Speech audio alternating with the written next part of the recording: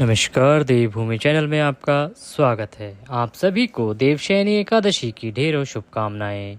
भगवान श्री हरि देवशयनी एकादशी पर 4 महीने के लिए योग निद्रा में जा रहे हैं।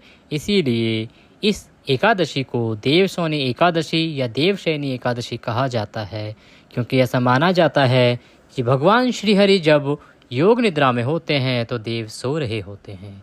और ये जो 4 महीने का समय होता है देवशयनी एकादशी से, जो कि आषाढ़ शुक्ला एकादशी होती है, और कार्तिक शुक्ला देव उठनी एकादशी तक, ये 4 महीने का समय चातुर्मास कहलाता है। इस चातुर्मास में कोई भी मांगलिक कार्य करना वर्जित होता है। कोई भी इस प्रकार का जो शादी विवाह मुंडन या किसी नियम आदि का स्थापना आदि ये जो कार्य होते हैं ये वर्जित होते हैं, इनको नहीं करना चाहिए, क्योंकि भगवान इस समय निद्रा में होते हैं। तो आप इस समय अगर उनका पूजन करेंगे तो वह स्वीकार्य नहीं है। हाँ, इस समय अगर आप पाठ पूजा करते हैं, भगवान का नाम जपते हैं, तो वो बहुत उत्तम है, वो बहुत अधिक फलदायी है। तो भगवान को स्मरण करना चाहिए उनके नाम, क्योंकि जब हम पूजा करते हैं ना कहीं भी, तो भगवान को बुलाते हैं। जब हम कहीं बैठते हैं संकल्पित होकर, किसी की शादी करवा रहे हैं, किसी का मुंडन हो रहा है, तो वहाँ पर जब पूजा होती है 9 ग्रहों की, बाकी सभी की, तो वहाँ पे सभी ग्रहों को इनवाइट किया जाता है, बुलाया जाता है, फिर उनकी पूजा की जाती है। लेकिन अगर देव सो रहे हैं तो वो कैसे आएंगे? वो तो एक तरह से हम उनकी निद्रा में या उनके शयन में बाधा पहुँचा रहे हैं। इसीलिए उस समय अगर आप ऐसा कुछ करते हैं तो उसका फल आपको कभी भी अच्छा नहीं मिलता है। ये इसलिए कहा जाता है कि हमें इन 4 महीनों में इस प्रकार के कार्य नहीं करने चाहिए, इनसे हमें बचना चाहिए। तो कब से शुरू हो रही है ये चातुर्मास का समय? कब है देवशयनी एकादशी?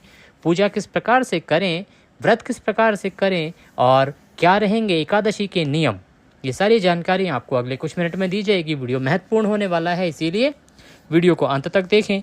अगर चैनल पर नए हैं तो चैनल को सब्सक्राइब कर लें, क्योंकि इसका लाभ ये होगा कि ये जो चैनल है ये ज्योतिष संस्थान का अपना चैनल है। इसमें जो भी जानकारी दी जाती है वो पंचांग पर आधारित, ज्योतिष शास्त्र पर आधारित होती है। कोई भी जानकारी कहीं गूगल आदि से कॉपी पेस्ट नहीं की जाती है। सब जो पंचांग और बड़े बड़े ज्योतिषी कहते हैं उसके आधार पर दी जाती है। हमारे जो बड़े ज्योतिषाचार्य हैं उनके अनुसार जो गणना होती है उसको हम आप तक पहुंचाते हैं। इसीलिए अगर आप चैनल को सब्सक्राइब कर लेंगे और साथ में जो बेल आइकन का एक घंटे का निशान बना होता है उसको दबा देंगे, तो क्या होगा कि आपके पास नोटिफिकेशन आना आरंभ हो जाएगा। हम प्रत्येक व्रत और त्यौहार की कथाएं, उससे संबंधित जानकारी कि व्रत कब करना है, कैसे करना है, किन चीज़ों से बचना है, ये सब के वीडियोस डालते हैं। तो जैसे ही वीडियो अपलोड करते हैं आपके पास एक नोटिफिकेशन आता है कि ये वीडियो अपलोड हुआ है। आपके काम का अगर वो त्यौहार का हो तो आप उसको देखिएगा, नहीं काम का हो तो आप जाने दीजिएगा। लेकिन अगर आपने चैनल को सब्सक्राइब कर लिया है, बेल आइकन को दबा के उसको घंटे के निशान को प्रेस कर दिया है, तो कोई भी व्रत और त्यौहार आपका छूटेगा नहीं। जानकारी सबसे पहले आप तक पहुँच जाएगी। किसी पंडित जी के पास या कहीं भी जाने आने की आपको आवश्यकता नहीं रहेगी। इसीलिए चैनल को सब्सक्राइब करें और उसमें बेल आइकन के निशान को अवश्य प्रेस करें। देवशयनी एकादशी जो कि आषाढ़ शुक्ला एकादशी होती है, आषाढ़ शुक्ला एकादशी के दिन आपको सुबह सूर्योदय से पहले अवश्य उठ जाना चाहिए। उठने के बाद स्नान आदि करके सर्वप्रथम स्वच्छ वस्त्र धारण करके सूर्य को जल दें। सूर्य को जल देने के बाद आपका जो मंदिर क्षेत्र है, जहाँ आप पूजा पाठ करते हैं, जो भी पूजा का क्षेत्र है, वहाँ पर आसन लगा के बैठ जाइए। अगर आपके पूजा क्षेत्र में भगवान श्री हरि की कोई तस्वीर या प्रतिमा है तो उत्तम है। अगर कोई प्रतिमा या तस्वीर नहीं है तो किसी चौकी पर एक पीला वस्त्र बिछाइए, उसके ऊपर भगवान श्री हरि की कोई प्रतिमा या तस्वीर स्थापित कीजिए। उन्हें शुद्ध जल से स्नान कराइए। जल लीजिए किसी लोटे में, अगर तांबे का लोटा होता है तो उत्तम है, तांबे या पीतल के लोटे में। अगर नहीं है तो स्टील का लोटा भी ले सकते हैं। कुछ भी नहीं है तो आप ग्लास भी ले सकते हैं। उसमें शुद्ध जल लीजिए, थोड़ा सा गंगा जल उसमें मिला लीजिए, उससे भगवान को छींटे दे के स्नान कराइए।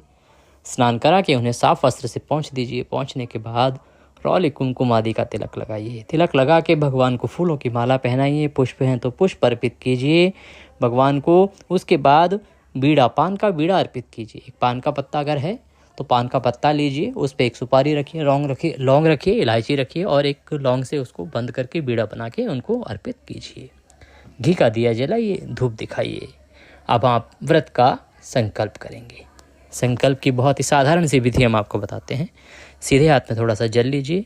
1 रुपये का सिक्का दक्षिणा के रूप में कम से कम रखिए। 3 बार बोलिए श्री विष्णु श्री विष्णु श्री विष्णु। अपना नाम, अपना गोत्र, अमुक स्थान है जहाँ पर बैठकर आप संकल्प कर रहे हैं, वहाँ का कोई मकान नंबर या जगह का नाम, शहर का नाम, क्षेत्र का नाम, एकादशी या पुण्य तिथियों, अमुक वासरे, जो भी उस दिन वार है वह बोलिए। अमुक उद्देश्य, जो इस भी किसी उद्देश्य की पूर्ति के लिए, कामना की पूर्ति के लिए आप एकादशी का व्रत कर रहे हैं, वह बोलिए किस उद्देश्य की पूर्ति के लिए आज के दिन हम देवशयनी एकादशी का व्रत व पूजन कर रहे हैं। इस संकल्प को स्वीकार कीजिए और हमें आशीर्वाद दीजिए कि हम सफलतापूर्वक इसे कर पाएँ। और संकल्प भगवान के चरणों में छोड़ दीजिए, भगवान को नमस्कार कीजिए। नमस्कार करके हो सके तो 108 बार ओम नमः भगवते वासुदेवाय मंत्र का जाप कीजिए। इसके बाद आपको कथा सुननी है।